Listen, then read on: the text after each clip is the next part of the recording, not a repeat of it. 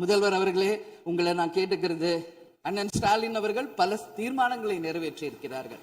முதலமைச்சர் அவர்களே, எதிர்கட்சி தலைவர் அவர்களே, இந்த அவையிலே வீற்றிருக்கும் அனைத்து சட்டமன்ற உறுப்பினர்களுக்கும் முதல் கண் வணக்கத்தை தெரிவித்துக் கொள்கிறேன்.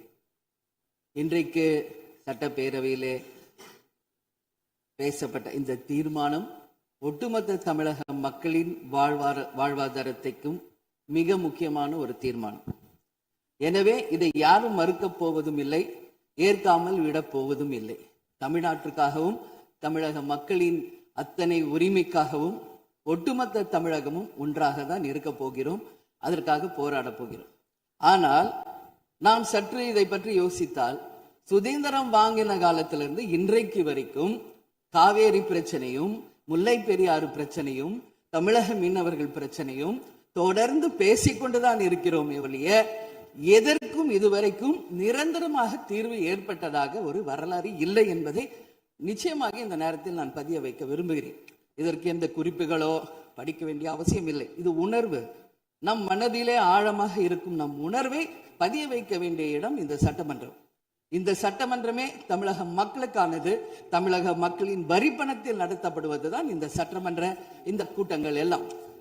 அப்படி இருக்கையில் தமிழக மக்களின் உரிமையை நாம் ஒவ்வொரு முறையும் நம்மை சுற்றி இருக்கின்ற மாநிலங்களிடம் போய் கேரளா, கர்நாடகா, ஆந்திரா, இன்னொரு பக்கம் மீனவர்களுக்காக ஸ்ரீலங்கா என்று தொடர்ந்து கேட்டுக்கொண்டுதான் இருக்கிறேன். ஒழிய தன்னிறைவு பெற்ற ஒரு மாநிலமாக தமிழ்நாடு என்றைக்கு வரப்போகிறது என்பதை தான் நான் இந்த நேரத்தில் சிந்திக்கிறேன்.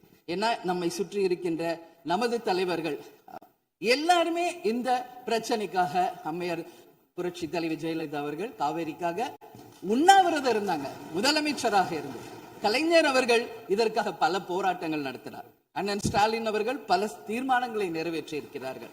அது மட்டும் இல்லை, இதுவரைக்கும் முதல்வராக இருந்த அத்தனை பேருமே இதற்காக நாம பேசி இருக்கிறோம், போராடுகிறோம், சட்ட ரீதியாக நாம் அதற்கான தீர்வுகளை காண்கிறோம்.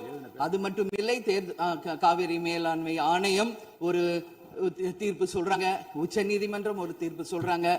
எதுவும் பேசியும் இதுவரைக்கும் தீர்வு இல்லை. இப்பொழுது முதல்வராக பதவியேற்றிருக்கும் சிவகுமார் அவர்கள் சொல்றாரு, நாங்க பேச தயாராக இருக்கிறோம் என்று. நமது முதல்வரும் சிவகுமார் அவர்களும், நான் என்ன சொல்றேன், இது எல்லாரும் மக்களுடைய, இப்போ இந்த அவை இது முக்கியமான சட்டமன்றம். இங்க வந்தவொன்னு எல்லாருக்கும் என்ன கொடுக்குறாங்க? தண்ணி தான் கொடுக்குறாங்க. அப்போ ஒவ்வொரு மனிதருக்கும் தண்ணி தான் முக்கியம். இன்னைக்கு காவேரி தாயின் தான் நம்ம சொல்றோம். ஒரு தாயின் ஒரு குழந்தைக்கும் எப்படி தாய்ப்பால் இன்றியமையாதோ அது பாருங்க, அத்தனை பேரும், அது விவசாயிகளாக இருக்கட்டும், குடிமக்களாக இருக்கட்டும், இங்கு மிக முக்கியமானது குடிதண்ணீர். நீரின்றி அமையாது இவ்வுலகு. அதனால முதல்வர் அவர்களே, உங்களை நான் கேட்டுக்கிறது, எப்படி மின் மிகை மாநிலமாக தமிழகத்தை உருவாக்கணுமோ அது மாதிரி மின் மிகை நீர் மேலாண்மையை நாம் நிச்சயம் உருவாக்க வேண்டும் என்று கேட்டுக்கொள்கிறேன். மழை நமக்கு ஒரு கொடை, கடவுள் கொடுத்தது. அதற்கு இனி வர இருக்கும் மழை காலத்திற்கு முன் அதற்கான தீர்வுகளை நாம் ஏற்படுத்தி எங்கெல்லாம் தமிழ்நாட்டின் நதிகளை இணைக்க வேண்டும். சும்மா நம்ம போய் பக்கத்து ஸ்டேட்டுக்கிட்டே தண்ணி கொடுங்க, டேம் கட்டாதீங்க கேட்டுக்கிட்டே தான் இருக்கோம், எதுவுமே நடக்கல. அதனால சொல்றேன், தன்னிறைவு மிக்க மாநிலமாக நம் தமிழ்நாடு உருவாக வேண்டும் என்று மாண்புமிகு முதல்வர் அவர்களை நான் கேட்டுக்கிறேன். தமிழ்நாட்டில் இருக்கிற நதிகளை நாம் இணைப்போம், எல்லா இடத்துலையும் தூர் வாருவோம். வரப்போகும் மழைக்காலத்திற்குள்ள அந்த நீரை எப்படி சேமிக்க வேண்டும் என்பதை நாம முடிவு செய்யணும். வீணாக கடல்ல போய் நீர் கலக்கிறத தடுத்தாலே தமிழ்நாடு மின்மிகை நீர் மேலாண்மை நிச்சயம் வரும் என்பதை தெரிவிச்சுக்கிறேன். இதுல யாருக்கும் எந்த மாற்று கருத்தும் இருக்காது. தமிழ்நாடின் உரிமை என்றைக்கும் நாம் விட்டுத்தர முடியாது.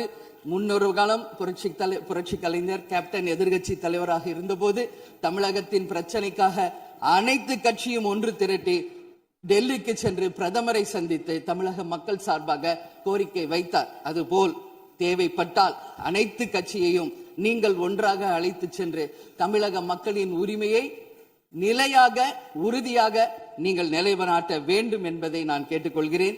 எனவே தேசிய முற்போக்கு திராவிட கழகம் என்றைக்கும் தமிழ்நாட்டின் உரிமைக்காகவும் தமிழக மக்களின் உரிமைக்காகவும் உறுதியாக மேகதாதுவில் அணை கட்டக்கூடாது என்பதிலும் எந்த மாற்று கருத்தும் இல்லை. தீர்மானத்தை வரவேற்கிறேன் என்று கூறி அமர்கிறேன். நன்றி, வணக்கம்.